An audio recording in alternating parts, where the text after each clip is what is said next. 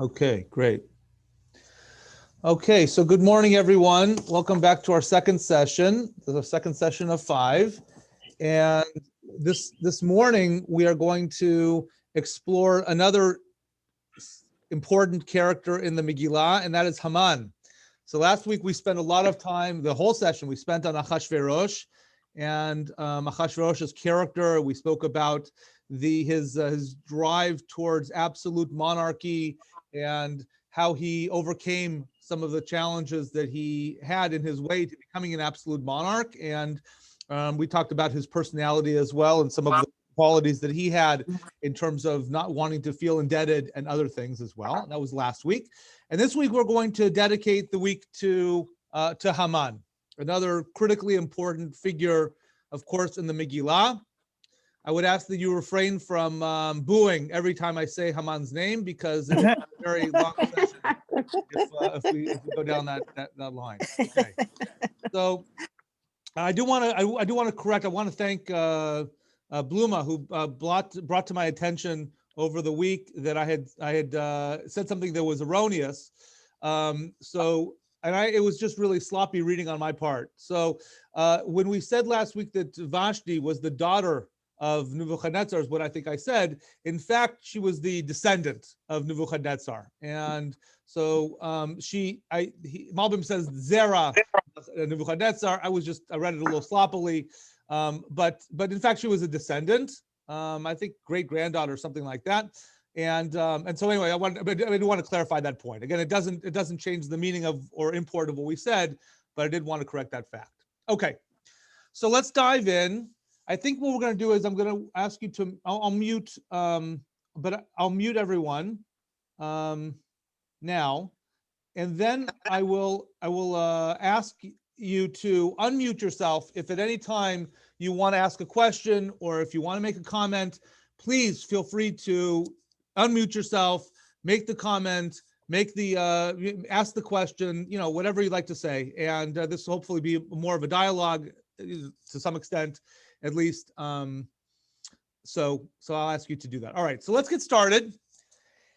And pardon me, Rabbi, should we have a text? Do we need a text? We will. We're going to come. We'll have a PowerPoint. So you need to see your screen because I'm going to be. Okay. I'll be showing some slides as we go. Okay. Thank you. Sure. Okay. So before we get started, I want to tell. I want to tell a story. This is a story that happened to me a number of years ago, and it's very relevant to, I think it's very relevant to our study today. So, and I thought it was more relevant to Haman. I would have told the story last week, but I thought it was more relevant to Haman, so I saved it for today. All right, so in Purim time, there's always this, I don't know about you, but there's always a sense in me that you kind of start looking at the world through the eyes of Purim, miracles and different characters, and who's the Achashverosh and who's the Haman and who's the Vashti and who's the Esther. So a number of years ago, when I was in Seattle. So I was the assistant principal at the Yeshiva High School there, and we had a girls basketball team. And the girls basketball team, my daughter was actually on the girls basketball team. This is in 2010, I think it was 2011, something like that. And we had a very interesting situation.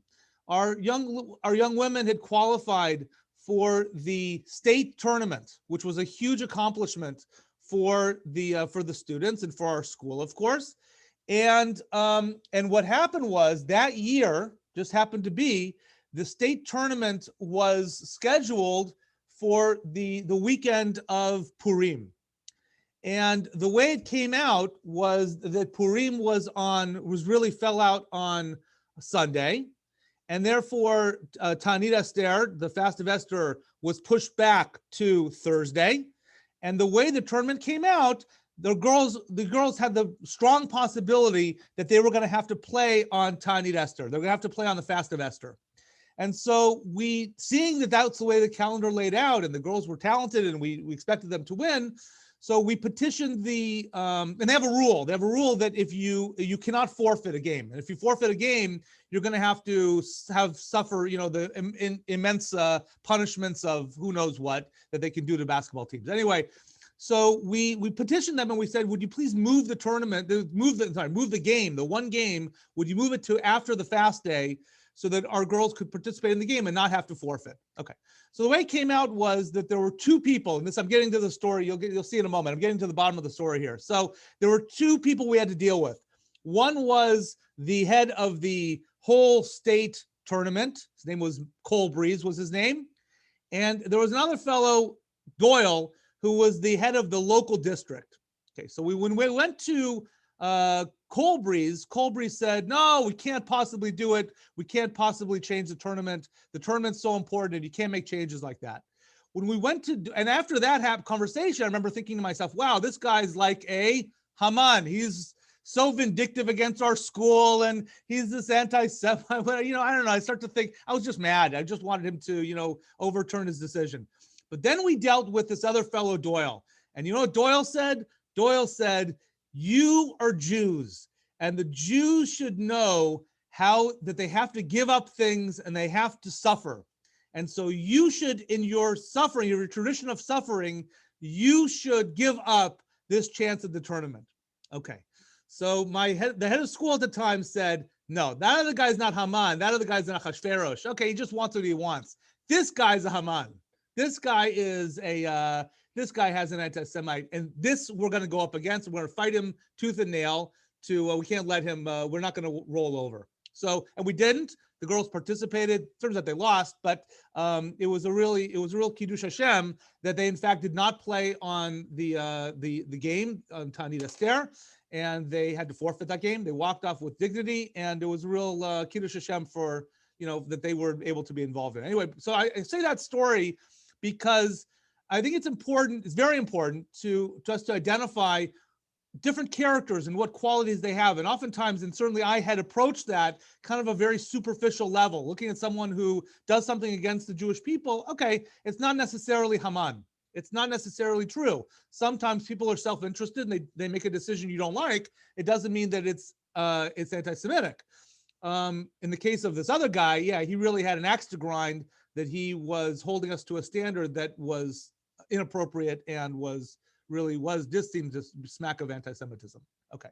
So I tell that story because today we're going to really explore Haman, and we're going to, hopefully by the end of the session, hopefully be able to see Haman as a more nuanced character, certainly a very evil character. So nothing we should say today should take off our focus on he's an Amalekite, Amalek, and he's anti-Semite to the max, and he was an evil person.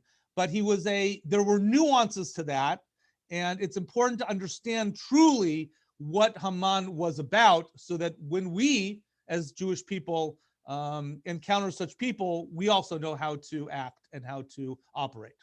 Okay. So with that, let's move into the first slide. If I can move this forward. There we go. Okay. All right. So where I want to start is, as an important introduction, I want to start with a pasuk from a couple pasukim from Devarim, as well as a law from the Mishneh Torah. And these sources deal with the issue of the mitzvot, the commandments that we have regarding Amalek.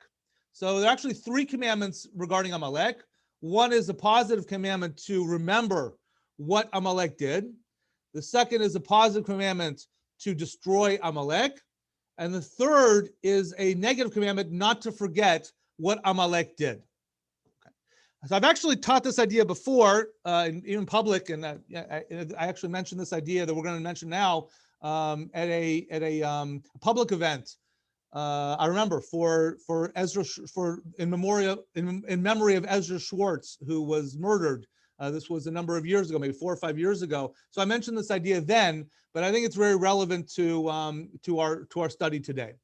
So in the Psukim in Devarim say as follows: remember what Amalek did to you on your journey after you left Egypt, how undeterred by fear of God, he surprised you on the march when you were famished and weary, and cut down all the stragglers in your rear.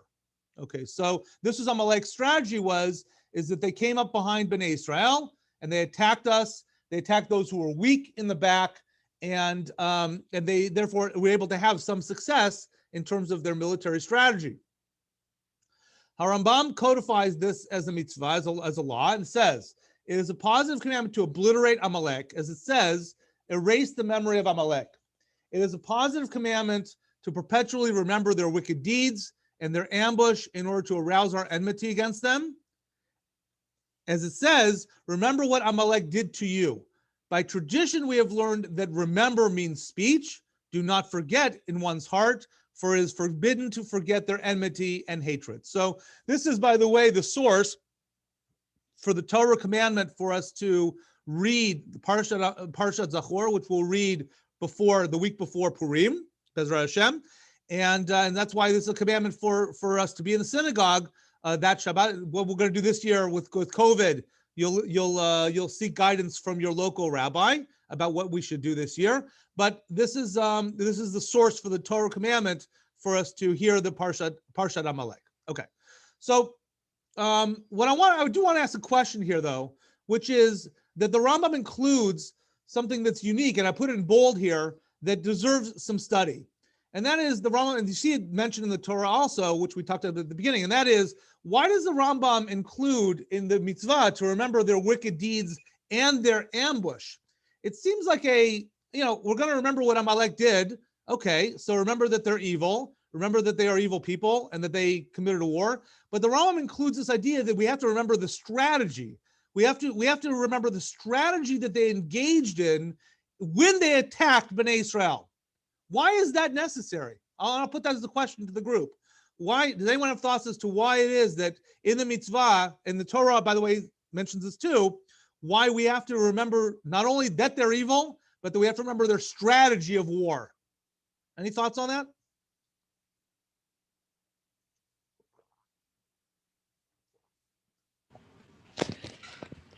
Maybe in the future we encounter these kind of folks that they will have the same strategy to be practiced.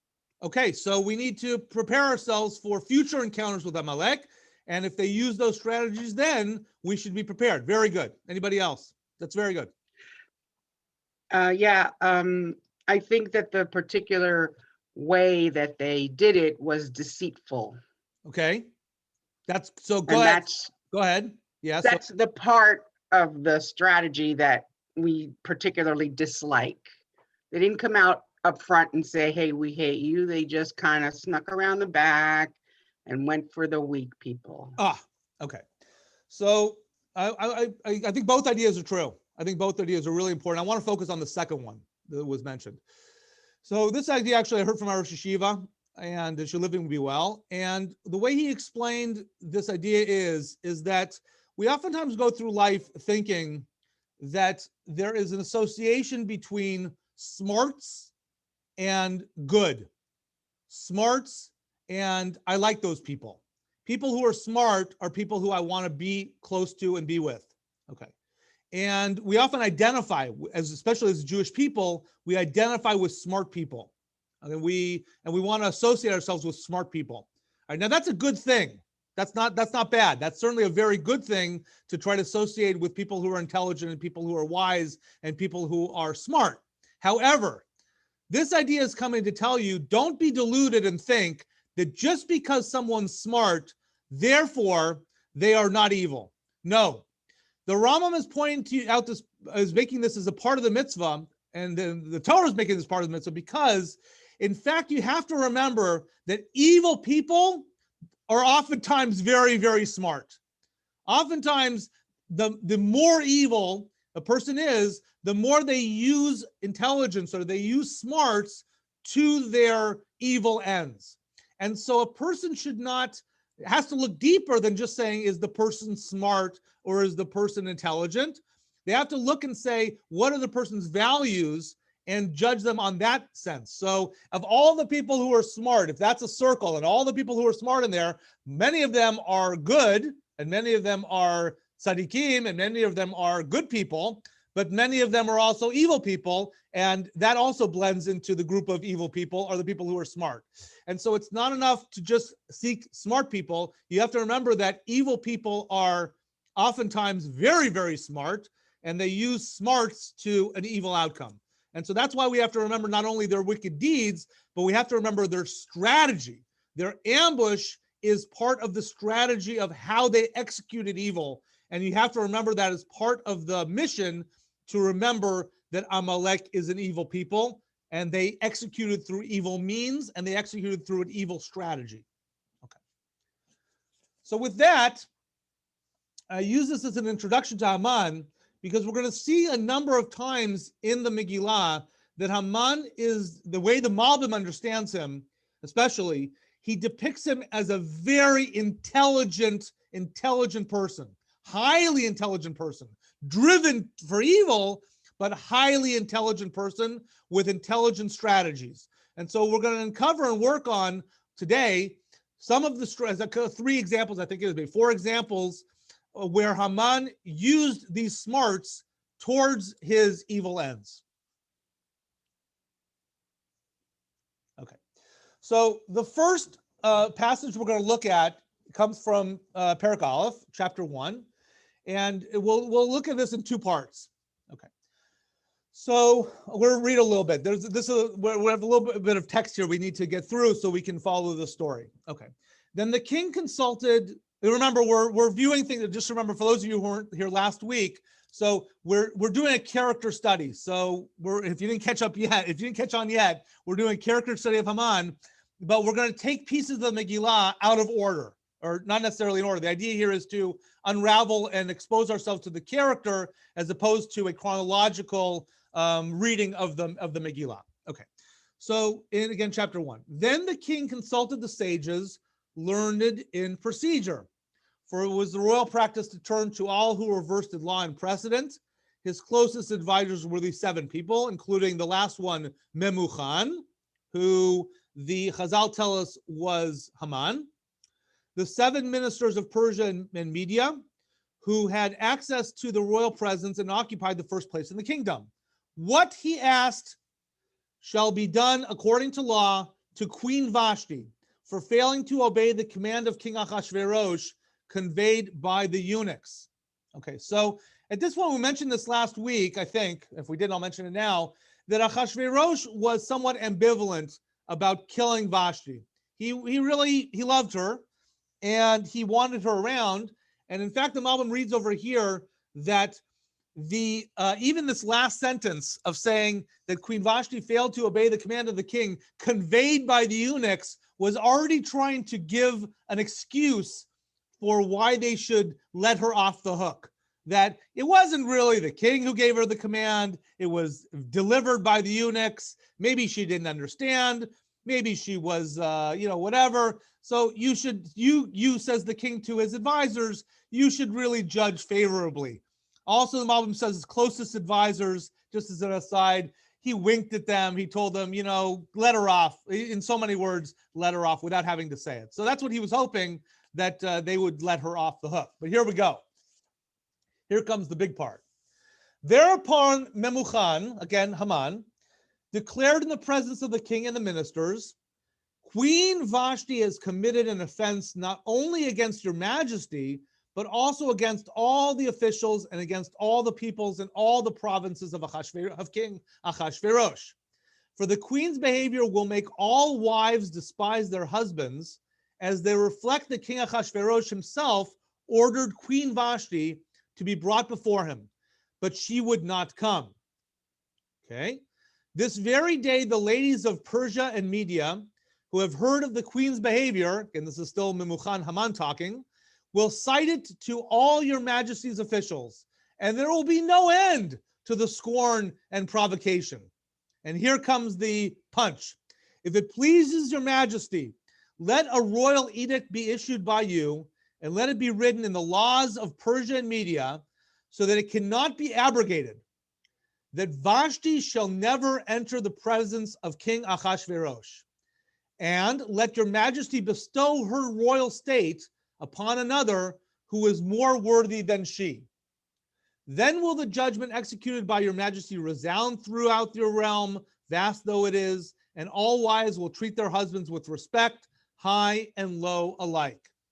The proposal was approved by the king and the ministers, and the king did as Memuchan / Haman proposed. Dispatches were sent to all the provinces of the king, to every province is in his own script, and to every nation in his own language, that every man should wield authority in his home and speak the language of his own people. All right, that was a long passage, a big passage, and there's a lot there. Okay, so let's try to pick this apart. Let's go slowly and try to pick this apart. And we want to focus our attention in a moment to the two decrees that Memuchan, Haman, proposed. Okay, before we get to that, I want to point out one thing, which is that Queen Vashti, if you let's just think about this from Queen Vashti's perspective.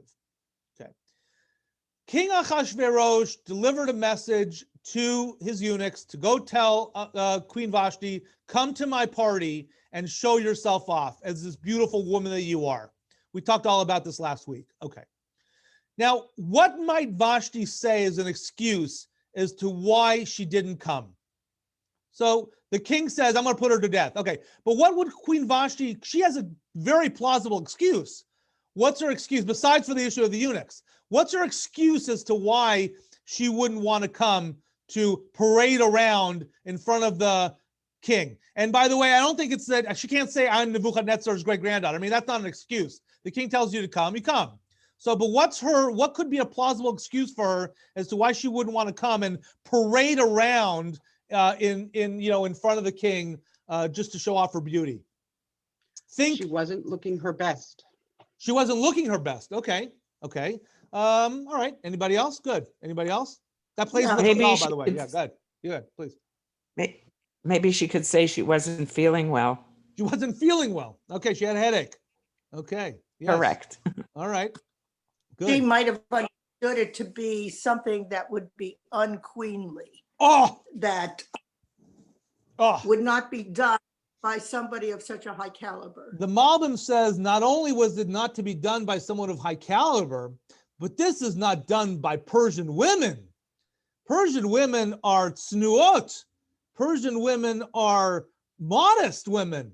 We don't parade around in our, whatever it is to, just to show off in public like that. That's not the way we act. We're private. We're private. We're maybe beautiful, but we're private, and we're tznuot. So you can't. It's not appropriate to ask a queen to, or anyone to parade around in public like that in a way that's immodest.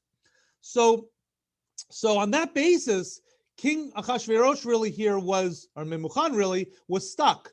They really couldn't. They had to maneuver here in order to be able to off the queen. So Memuchan. So let's explain this again. Let's recap.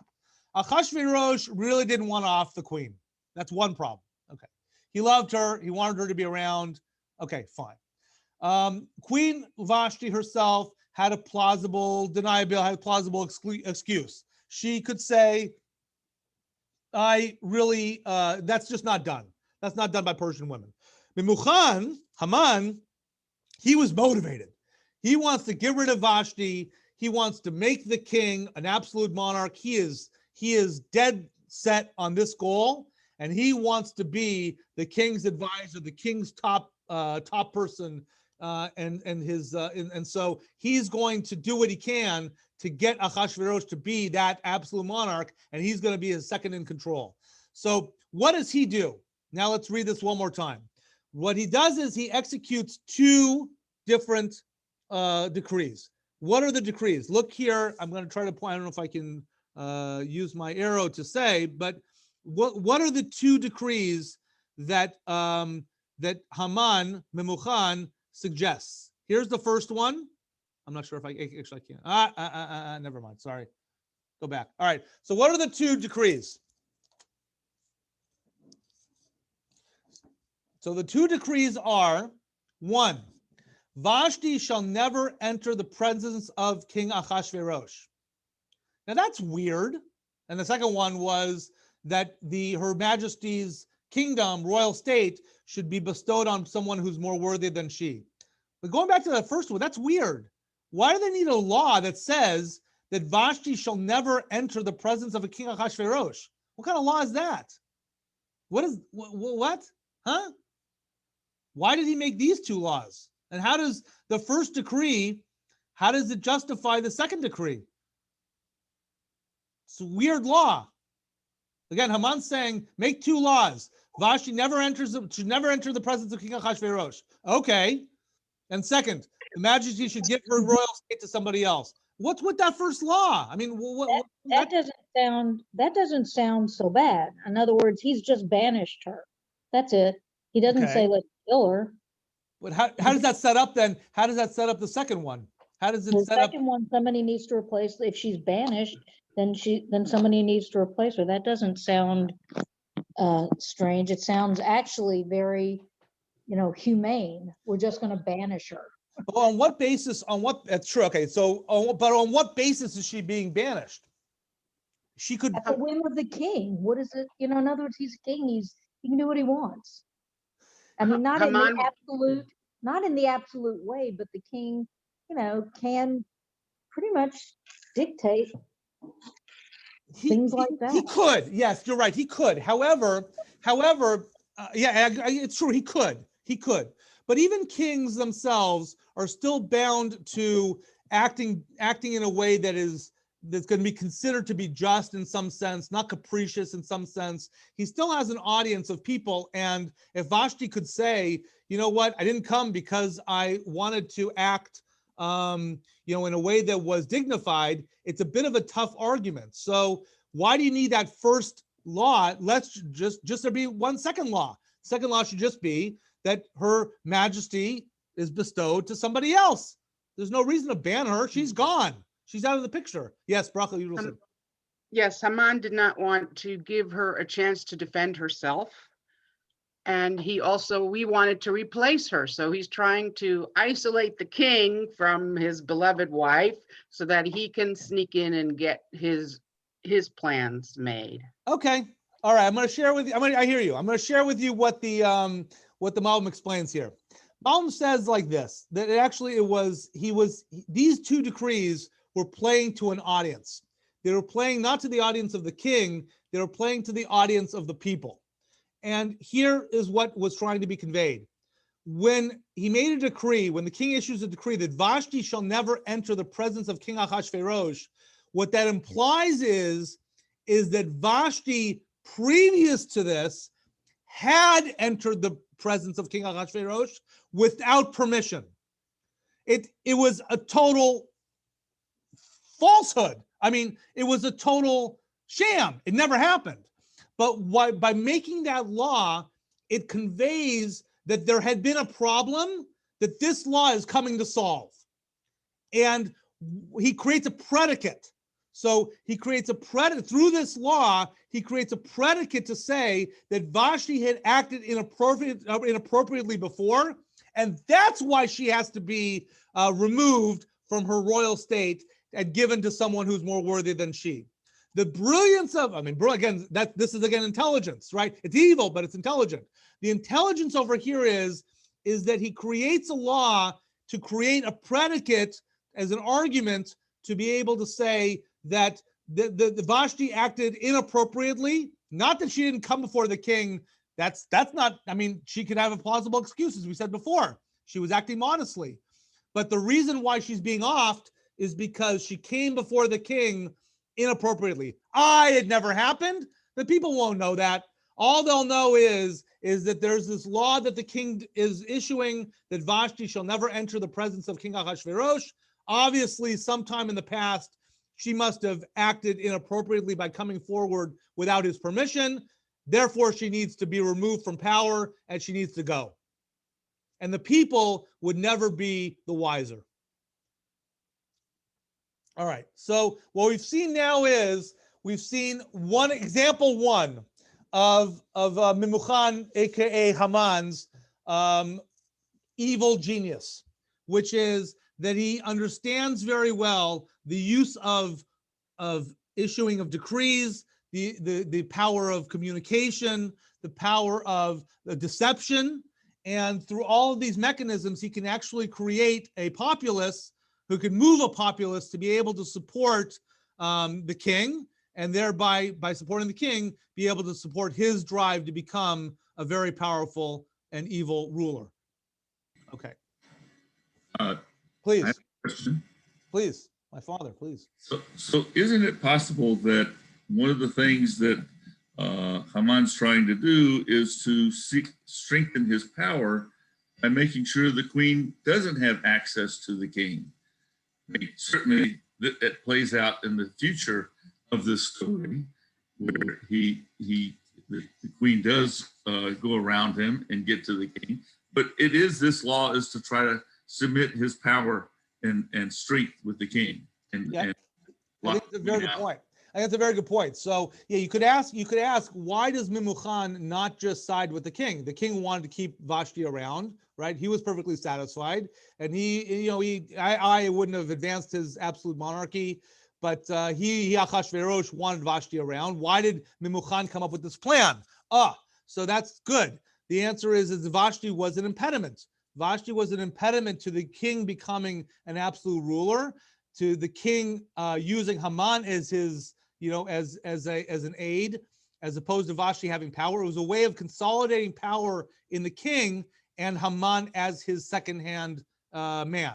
So that's a very good point, and it shows why it is that why Haman wasn't satisfied with Achashverosh's willingness to just let this slide. He had to craft a plan that would not only satisfy the people, but I'll say more, it actually had to satisfy Achashverosh too. So if we keep reading, you'll see that that's why Memucan also has to say, you know what, the whole kingdom's going to fall apart if you don't make these rules. All the husbands are going to be run over by their wives, and the whole society is going to be turned topsy-turvy, and your whole society is going to be corrupted if you don't issue these two decrees. So that explains very well why Haman was so motivated to issue these decrees. Very good point. I'll mention one other point here, and that is at the end. There's another insight into Haman's intelligence. Notice at the end that these dispatches were sent to every province in its own script and to every nation in its own language. Okay, so to this point, the way things were that Persian was the lingua franca of the Persian Empire. Everything was communicated in Persian. Originally, it had probably been done in Babylonian, but now everything was communicated in Persian. This was a change. The change was that everyone was to be communicated in his own script, in his own language. So all 127 provinces all had, you would send Akkadian to the Akkadians, you'd send Indian to the Indians, you'd send whatever it is, Ethiopian to the Amharic to the Ethiopians, whatever it is. So that was a change. Why did Haman insist on the change from Persian to each individual language? The answer is that by doing this, he was able to consolidate control in the king. That the Persian is not, it's a way of undermining the history of Persia. It's not that people are becoming national and feeling Persian. They're feeling their own nation, their own Indian, their own Ethiopian, their own whatever it is, and their allegiance is to the king. So it's a way of almost dividing and conquering. It's a way of splitting people up into groups, and each one has their own individual allegiance to the king, but not allegiance to other Persians. So it's a way of dividing and conquering, and this is another technique that Haman used in order to advance his own power.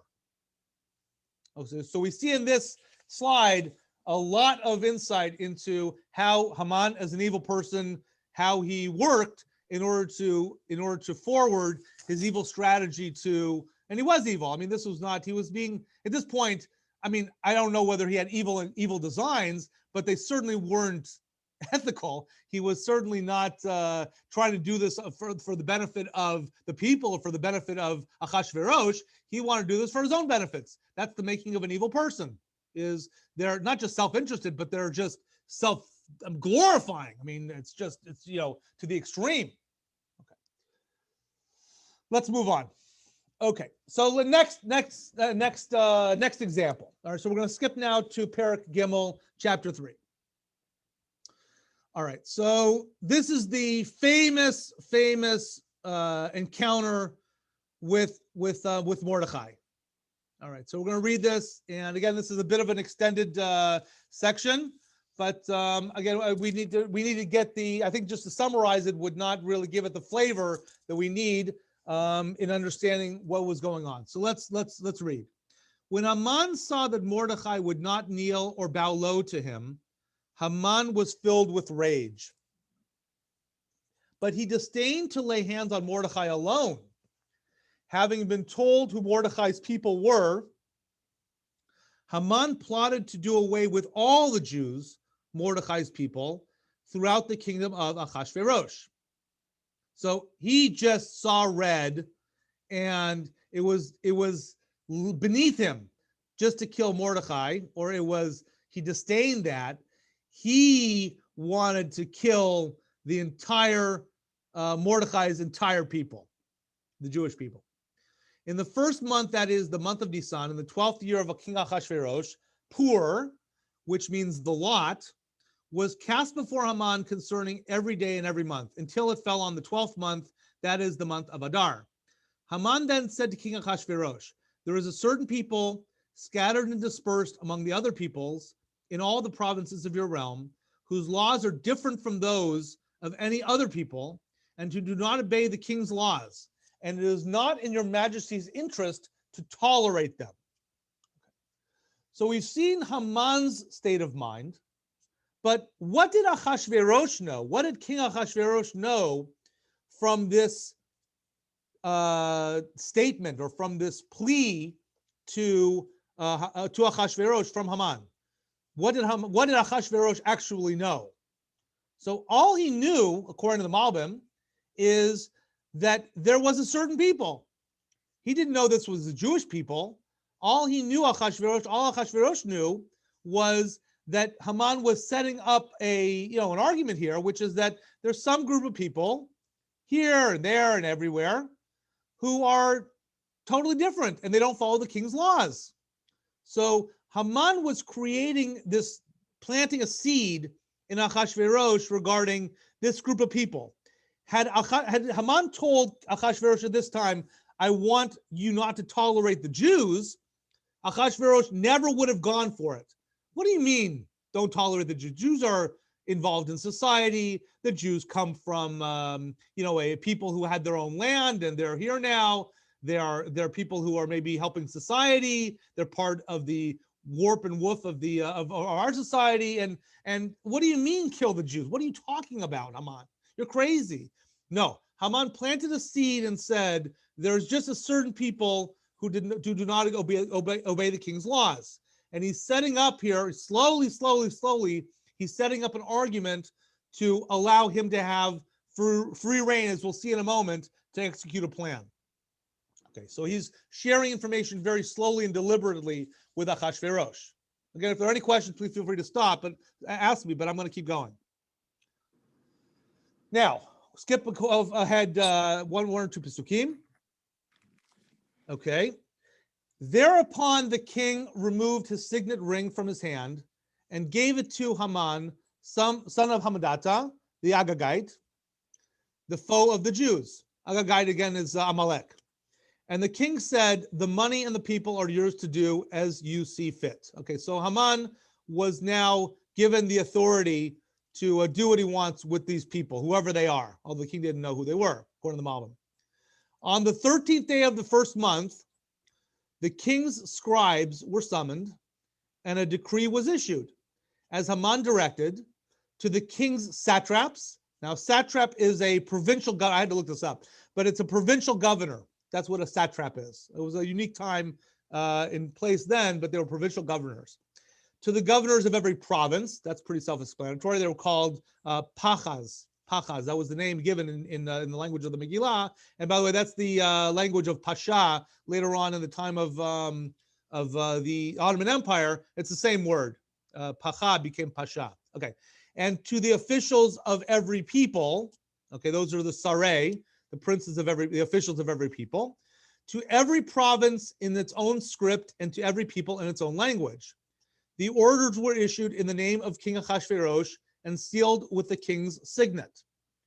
Accordingly, written instructions were dispatched by couriers to all the king's provinces to destroy, massacre, and exterminate all the Jews, young and old, children and women, on a single day, on the 13th day of the 12th month, that is the month of Adar, and to plunder their possessions. The text of the document was to the effect that a law should be proclaimed in every single province. It was to be publicly displayed to all the peoples so that they might be ready for that day. The couriers were sent out post-haste on a royal mission, and the decree was proclaimed in the fortress Shushan. The king and Haman sat down to feast, but the city of Shushan was dumbfounded. Okay. So Haman is quickly getting to work here, and he's not letting any moss grow under his feet. I guess that's the, whatever it's, okay. He's not letting any time go by. Okay. But I want to share with you the Malbim's approach on this, which is quite unique, not an approach I'd been familiar with before. And I do think in a strong way, it actually sticks very well to the text of the Megilat. Again, there are certainly other ways to interpret this passage, but I believe the Malbim offers a very plausible explanation, and on many ways it actually makes very good sense in terms of how to understand the story. Okay. So we have to go back to what I said before, which is that in the previous slide, that Achashverosh had no idea that the Jews were the target of Haman's desire to wipe them out. And in fact, if Achashverosh had known that the Jews were the target, he never would have gone along for the ride. Okay. So what Malbim says is that in fact, there were two different letters, or two sets of letters that were sent out. One letter was sent to the satraps, to the governors of every province, to the officials of every people, each in its own script, each people in its own language, and that they were sealed in the name of Achashverosh and sealed with the king's signet, that Haman had control of. But those letters were sealed, and they were not to be, and they said, what did they say? They said, all the king's provinces should destroy, massacre, exterminate all the Jews, young and old, children and women, on a single day, on the 13th day of the 12th month of the Chodesh Adar, and to plunder their possessions. Okay, that is what it said. But that letter was to be sealed and remain sealed until that day, or until the day before that. So there actually was something on the letter that said, keep this letter sealed until it comes almost a year later that you will open this letter. Malbim argues there was a second letter that went out, and that was what's referenced here in the second to last paragraph when it said it was to be publicly displayed to all the peoples so that they'd be ready for that day. He understands that public display as a second letter. There was a second letter that went out widely, which was to get ready for war. That was the second, that's it. An unspecific call to arms, be ready for war. No one knows why they're getting ready for war, but get ready for war. And so the Malbim explains here just one more time, that he explains that they're actually, this is describing two different sets of letters.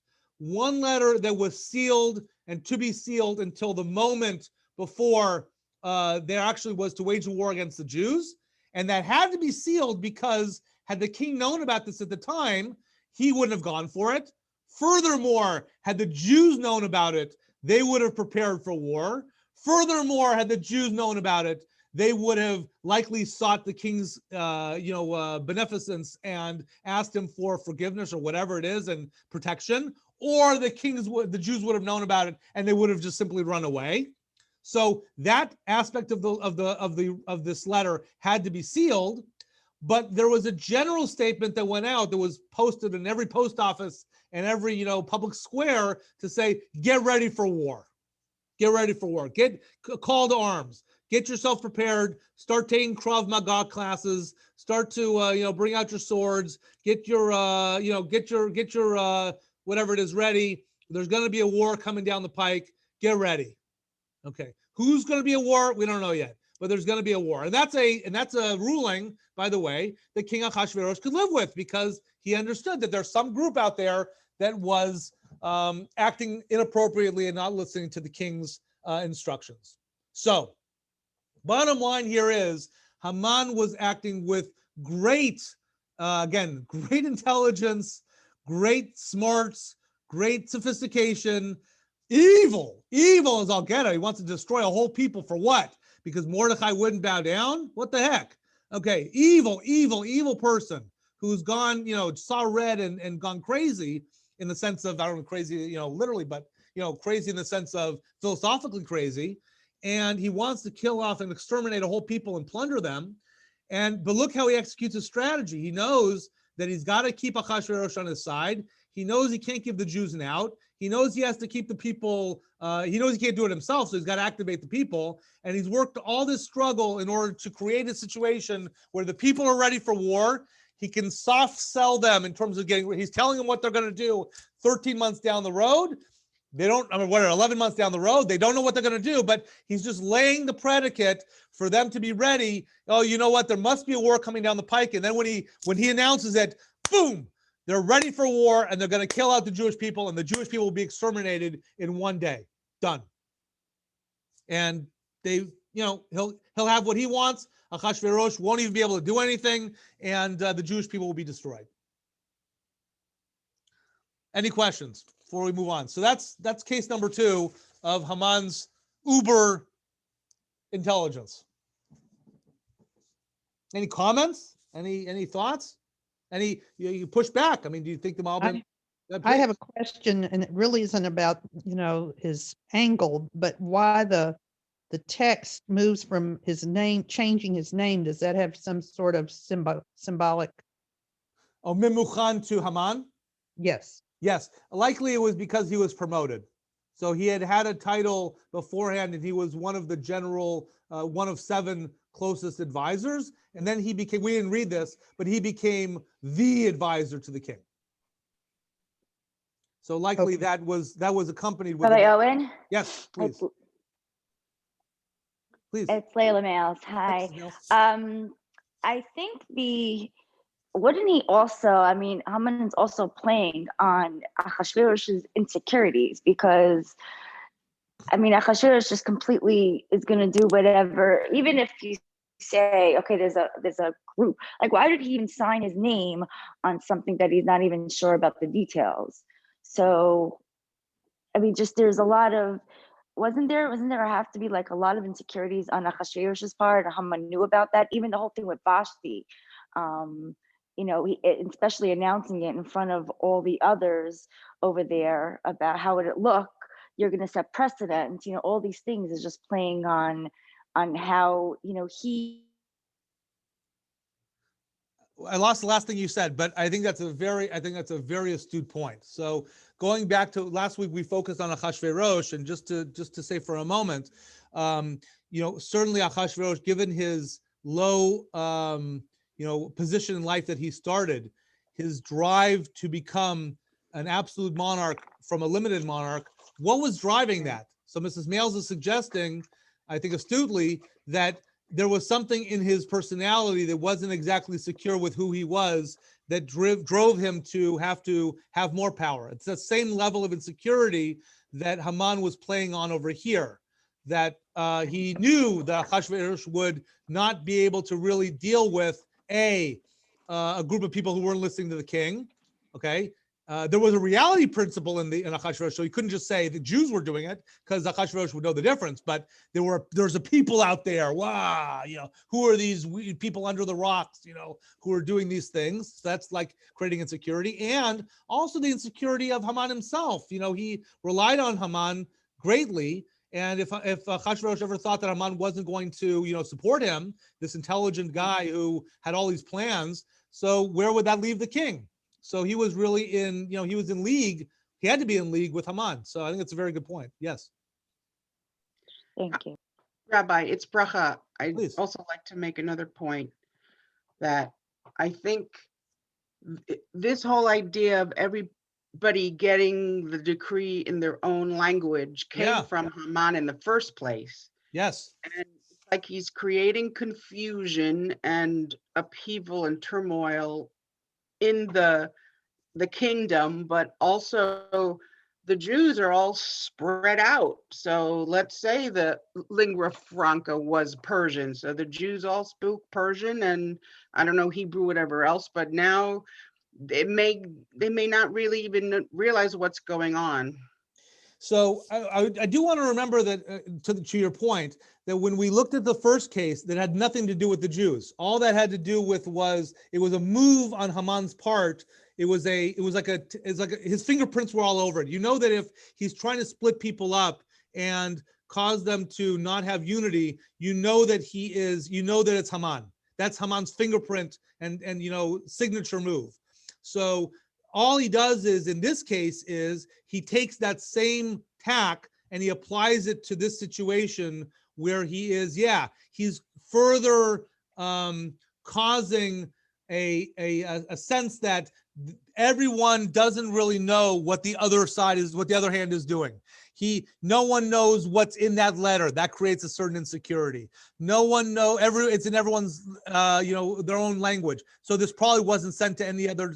There was no internet, so I mean, this probably wasn't sent to any other province. This is probably just for us. So he's constantly playing on this idea that each person for himself or herself.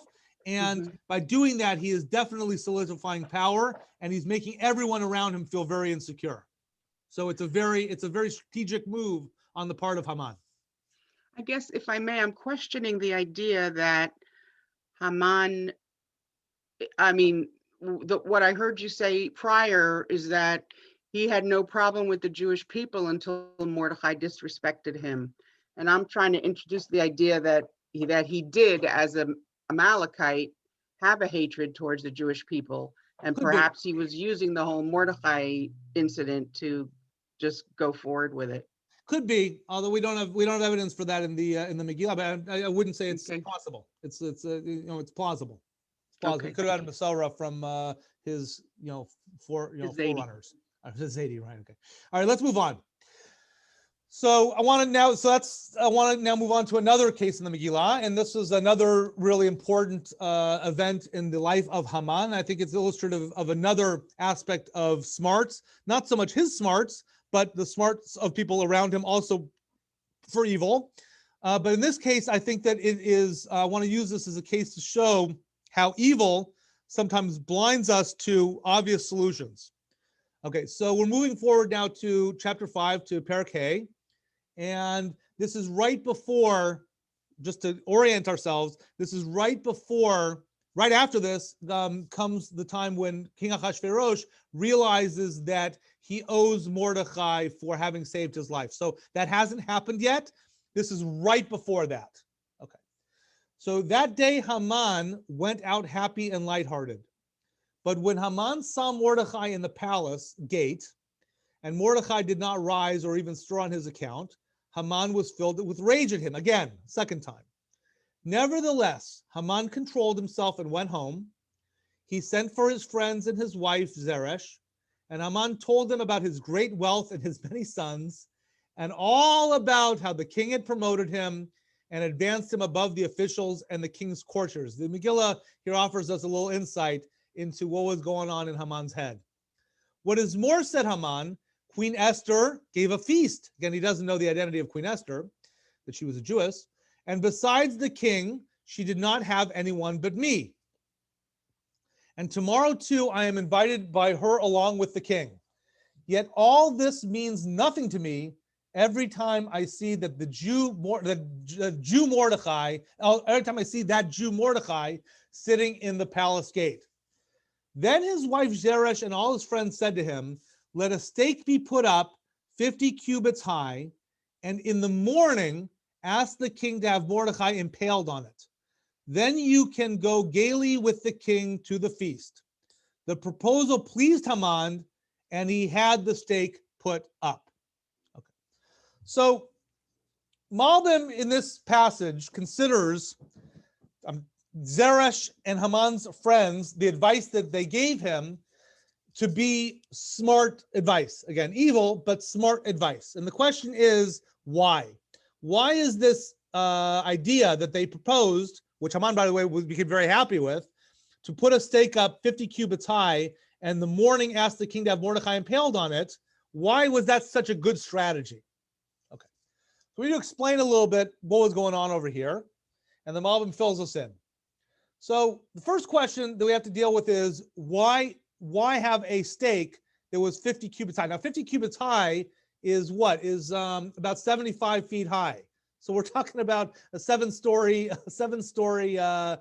stake. I mean, we're talking about, like a lightning rod now. This is something enormous. Okay. I one time saw a map that the highest TV tower in North America is somewhere in eastern North Dakota or eastern South Dakota. And I think it's like 2,000 feet high in the middle of the, I always want to go see that because like in the middle of the plains to go see this 2,000 feet high TV tower sounds interesting. But the idea of seeing a 75-foot high stake also sounds like this sight to see. Okay, so the Malbim asks, what's that all about? And also, why isn't it specifically in the morning? Okay, so you gotta go ask the king, but why did it have to be specifically in the morning? Okay, so the Malbim explains that it was specifically those two elements, 50 cubits high, and in the morning, right? They should be put up now so that in the morning you're going to be able to see the stake, okay? Because of the following reason. What they conveyed actually a feature of what Zeresh was trying to convey, and that is as follows. Why didn't Haman just kill Mordechai? He was second in line to the king. Just kill Mordechai. The answer is that to kill Mordechai would have seemed that it was just an act of retribution. Retribution is an act that is really unfit. It's beneath the dignity of a king or the viceroy. Why? Why is retribution something that's inappropriate for a king or viceroy? Because and this is me talking in the name of the Malbim, but I'm trying to explain the Malbim, is that I think it's because it shows that the person who's much lower than the king or the viceroy was able to get under the skin of the person of the king, the person of the viceroy. And it indicates that at that moment, there was a momentary lack of dignity in the king or the viceroy. That the king or the viceroy, if he engages in retribution, it shows that he was somehow personally bothered by a person who's much lower. If a person who's much lower commits an offense against the throne, against the kingship, against the being of the king, okay, that's worthy of death. You can't violate the kingship. You can't violate the entity, the stature of the king, qua king, right? But to say that I got under the skin of the king, how could I, the king, engage in retribution against this lowly person? What would I, Benji Owen, would I, kill a dog because he barked at me? That doesn't, I mean, the dog barking, what am I mean, that's like low. Like, why would I, that's beneath me to kill a dog, because he barked at me. So too, it's beneath the dignity of a king to react to a lowly person. So to kill a person out of retribution is something that doesn't make any sense for a king to engage in. If it was an offense against the kingdom or the kingship, that I understand. But just for Haman to kill Mordechai because he didn't bow down, that would seem to indicate retribution. Okay, but, so he can't just hang him. Okay, but how could Haman make hanging Mordechai look like an appropriate act suitable for the officer of a king? The answer is if Haman or the king was trying to prove a point. If he's trying to prove a point that Mordechai and the Jewish people don't bow down to Haman, who is an agent of the king, that is different. Proving a point is educative. It is trying to keep a people in line. It's not about Mordechai. It's about this group of people, the Jewish people, and trying to teach them a lesson as a group. That's different. So what's the function of putting up a stake 50 cubits high and in the morning? The answer is that it was aimed at conveying a message. It was sending a message to the Jewish people that they had refused to give Haman honor. And by putting that up, he was showing, someone's going to be hung, and it's going to be a lesson for everybody. Everyone's going to know that this person was hung because there's a lesson to be taught to the entire kingdom, really, that you need to bow down to Haman when that's the law. Okay, so Zeresh's intelligence over here was realizing that she had to move hanging Mordechai from a personal act of retribution into an educative act of example to the entire kingdom. So this was Haman realizing that he was frustrated in not being able to kill Mordechai, and Zeresh offering a plan for how to kill off Mordechai in a way that was acceptable. That was oh wow, that made Haman excited, and he went to the king. He put up this 50 cubit high thing, stake, and he marched off to the king to go ask him permission to hang Mordechai in a way that was going to teach the Jewish people a lesson. Okay, so in this case, we see again this example of it's hard to be evil. It's hard to be, if you really want to be evil, you've got to come up with strategies. Haman had his level of strategies, and we saw some cases before where he divide and conquer, put out create insecurity, put out create a predicate, create a law that, creates a narrative in people's minds that they think they know what's going on, put out laws that are only going to be open later on, but, prepare people for war. He had all these strategies. In this case, though, where he had a personal vendetta against Mordechai, it seems to be that he had some sort of blind spot here, and he couldn't really see clearly. It seems like kind of an obvious strategy. He couldn't quite see clearly. It took Zeresh and his friends to tell him, this is what you need to do in order for it not to be viewed as being retribution. If you do this you can get away with. He knew killing Mordechai by itself is not going to work. So why, just to summarize, why the size 50 cubits? Why the mourning? It's all a big show, a display for the Jewish people and all of the kingdom to see that Mordecai's going to die, but it's because no one can get away with not bowing before Haman. That's an act against the king. And I believe, this is me saying, I believe that Haman had a blind spot here. He couldn't, although he was smart and intelligent, we've seen, he couldn't see it in this case because he was really so personally wrapped up with Mordechai that he just couldn't see it. All right. Last, I want to take one more slide, and with this we'll end. And I think this is an important. It's an important slide to end on because I think it's, and we did this last week also. It's crucial to see that the Megilat is part of Kitvei Kodesh. It's not just a soap opera. It's not just a drama. It's not just like a work of Shakespeare.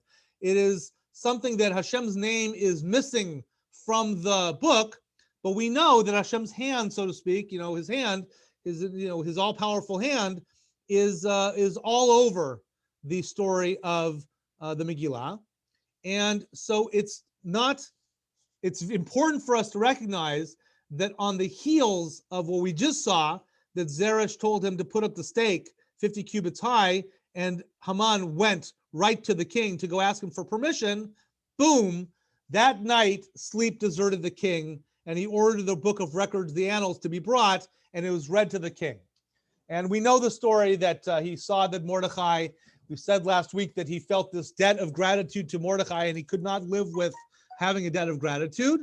And just skipping down to the bottom, for who is it, second paragraph up, who is in the court, the king asked? For Haman had just entered the outer court of the royal palace to speak to the king about having Mordechai impaled on the stake that he had prepared for him. It is Haman standing in the court, the king's servants answered him, let him enter, said the king. So this obviously, I'm not sure it's obvious, but this is understood by our Chachamim, and also the Malbim explains this very carefully, is that this was the hand of Hashem miraculously guiding the situation to be Haman's downfall. Exactly in that moment where Haman, Zeresh had all devised a plan that really, by all accounts, could have worked, which was to impale Haman.